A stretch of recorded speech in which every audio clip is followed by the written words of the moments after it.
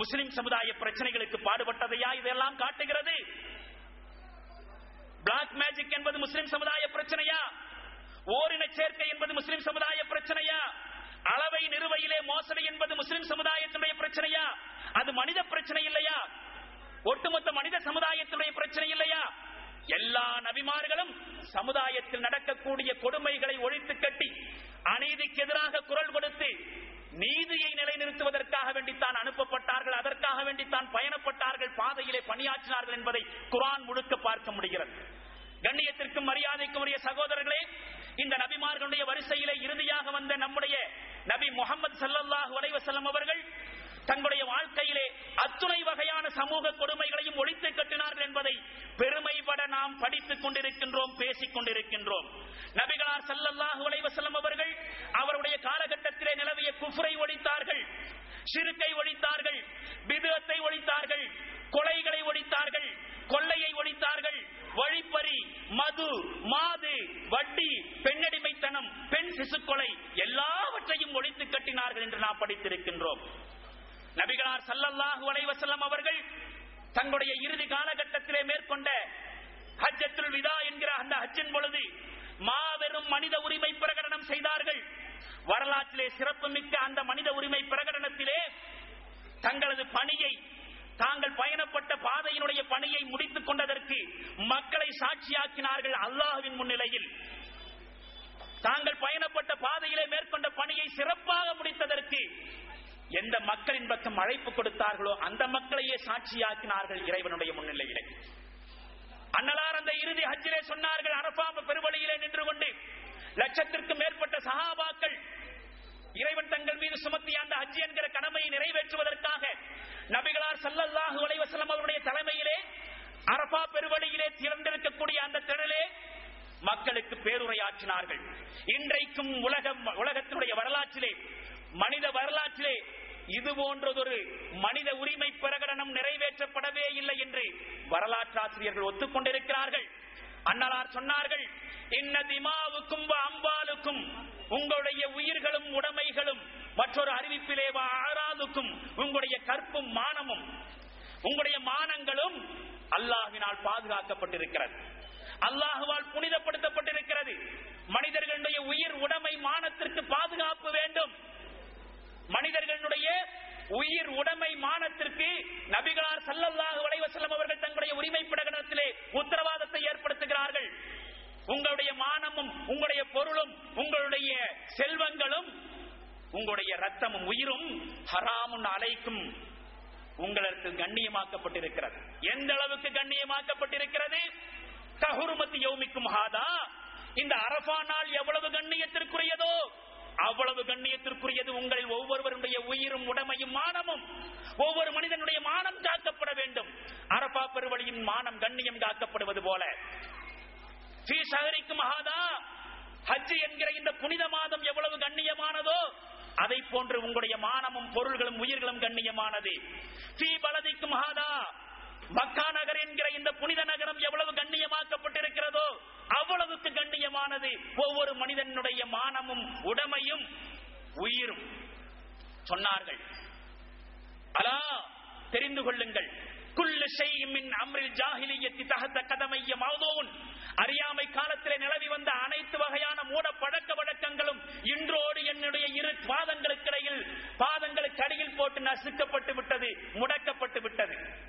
அறியாமை காலத்திலே நடைபெற்று வந்த அத்துணை மூடப்பழக்க வழக்கங்களும் மனித உரிமை மீறல்களும் இன்றோடு என்னுடைய இரு பாதங்களுக்கு கீழே போட்டு நசுக்கப்படுகிறது, ஒழிக்கப்படுகிறது, முடக்கப்படுகிறது.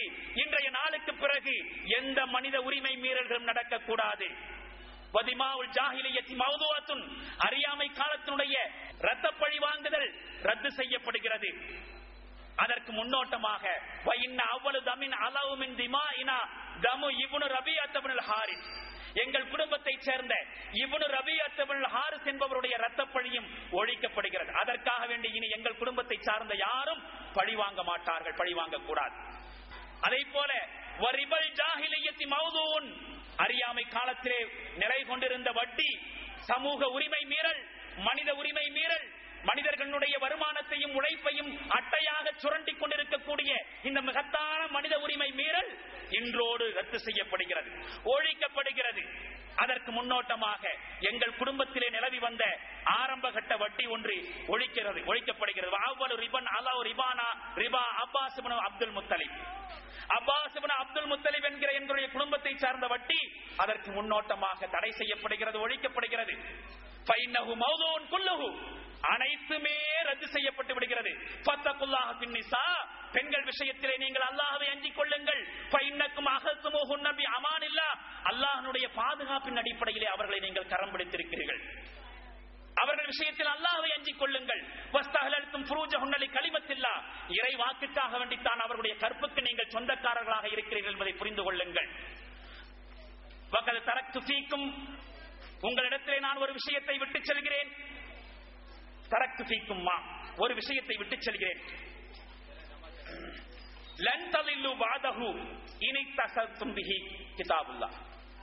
அதனை நீங்கள் பற்றி பிடித்து நிற்கக்கூடிய காலமெல்லாம் நீங்கள் ஒருபோதும் வழி தவற மாட்டீர்கள். அது அல்லாஹ்வுடைய வேதம் என்று சொன்னார்கள். மற்றொரு அறிவிப்பிலே இப்படியும் சொல்லப்படுகிறது, தரக்து ஃபீக்கும் அம்ரைனி, நான் உங்களுக்கு மத்தியிலே இரண்டு விஷயங்களை விட்டு செல்கிறேன். லன் தலில்லு மா தமஸக்தும் பிஹிமா, அந்த இரண்டை பற்றி பிடித்து நிற்கும் காலமெல்லாம் ஒருபோதும் வழி தவற மாட்டீர்கள். கிதாபுல்லாஹ், ஒன்று அல்லாஹ்வுடைய வேதம், வசுன்னத் ரசூலிஹி, இரண்டாவதாக அவனுடைய திருத்தூதருடைய நடைமுறை. தொடர்ந்தார்கள் அந்த மனித உரிமை பிரகடனத்திலே. அரபியை விட ஒரு அஜமிக்கோ, அரபி அல்லாதவனுக்கோ, ஒரு அரபி அல்லாதவனை விட ஒரு அரபிக்கோ, கருப்பனை விட சிவப்பனுக்கோ, சிவப்பனை விட கருப்பனுக்கோ எந்த விதமான சிறப்பும் கிடைக்க முடியாது. மனிதர்களுக்கு மத்தியிலே இருக்கக்கூடிய மேலோட்டமான நிற வேறுபாடுகளின் அடிப்படையிலே உயர்வு தாழ்வு கற்பித்தல் என்பது இல்லை. இன்றைக்கு உலகத்திலே நிறத்தின் அடிப்படையிலே தானே உயர்வு தாழ்வுகள் கற்பிக்கப்படுகின்றன, மனித உரிமை மீறல்கள் நடக்கின்றன. ஆப்பிரிக்காவுடைய கருப்பர்கள் வரலாறு முழுக்க வெள்ளையர்களால் ஆட்டுவிக்கப்பட்டவர்கள், அதிகாரம் செலுத்தப்பட்டவர்கள், சித்திரவதைக்கு உள்ளாக்கப்பட்டவர்கள் நிறத்தின் அடிப்படையிலேயே. ஆனால் நிறத்தின் அடிப்படையில் மனிதர்களுக்கு மத்தியில் உயர்வு தாழ்வில்லை. அந்த அறியாமை காலத்தினுடைய மனித உரிமை மீறலும் ரத்து செய்யப்படுகிறது. ஏனென்றால் எல்லோரும் ஆதத்தின் சந்ததி. ஆதமோ மண்ணால் படைக்கப்பட்டிருக்கிறார். மண்ணால் படைக்கப்பட்ட ஒரு மூலத்திலிருந்து பிறந்த உங்களுக்கு மத்தியிலே நிறங்களில் வேறுபாடு இருப்பதால் அதன் அடிப்படையில் எப்படி உயர்வு தாழ்வு கற்பிக்க முடியும்? அதை போல தொடர்ந்தார்கள். உங்களுடைய பணியாட்களிடத்திலே, உங்களிடத்திலே வேலை செய்யக்கூடிய வேலைக்காரிடத்திலே அவர்கள் விஷயமாக உங்களை நான் எச்சரிக்கை செய்கிறேன். நீங்கள் உண்பதையும் உடுப்பதையும் மட்டுமே அவர்களுக்கும் உடுக்க செய்யுங்கள், உண்ணச் செய்யுங்கள், அவர்களை கஷ்டப்படுத்தாதீர்கள் என்று சொன்னார்கள். கடைசியாக அன்னலார் அவர்கள் குழுமியிருந்த லட்சத்திற்கும் மேற்பட்ட சஹாபாக்களை நோக்கி கேட்டார்கள், நாளை மறுமையிலே என்னை பற்றி நீங்கள் விசாரிக்கப்படுவீர்கள், நான் பயணப்பட்ட பாதையை பற்றி நீங்கள் விசாரிக்கப்படுவீர்கள் அல்லாஹ்வினால், என்னுடைய பாதையிலே நான் செய்த பணிகளை பற்றி அல்லாஹ்வினால் நீங்கள் விசாரிக்கப்படுவீர்கள். வமா அன்தும் காயிலூன், என்னை பற்றி அல்லாஹ் உங்களிடத்திலே விசாரிக்கின்ற பொழுது என்னை பற்றி அல்லாஹ்விடத்திலே நீங்கள் என்ன சொல்வீர்கள் என் தோழர்களே? தோழர்கள் சொன்னார்கள், நஷ்ஹது, நாங்கள் சாட்சி அளிக்கிறோம் யா ரசூலல்லாஹ், கது பல்லகத, நீங்கள் உங்களுடைய தூதுத்துவத்தை எத்தி வைத்து விட்டீர்கள், வஅத்தைத, உங்களுடைய பொறுப்பை நிறைவேற்றி விட்டீர்கள், வநஸஹத, இந்த உம்மத்திற்கு நீங்கள் நன்மையைத்தான் நாடி இருக்கிறீர்கள் என்று நாங்கள் அல்லாஹ்விடத்தில் சாட்சி சொல்கிறோம் யா ரசூலல்லாஹ் என்று லட்சத்திற்கும் மேற்பட்ட சஹாபாக்கள் சொன்னார்கள்.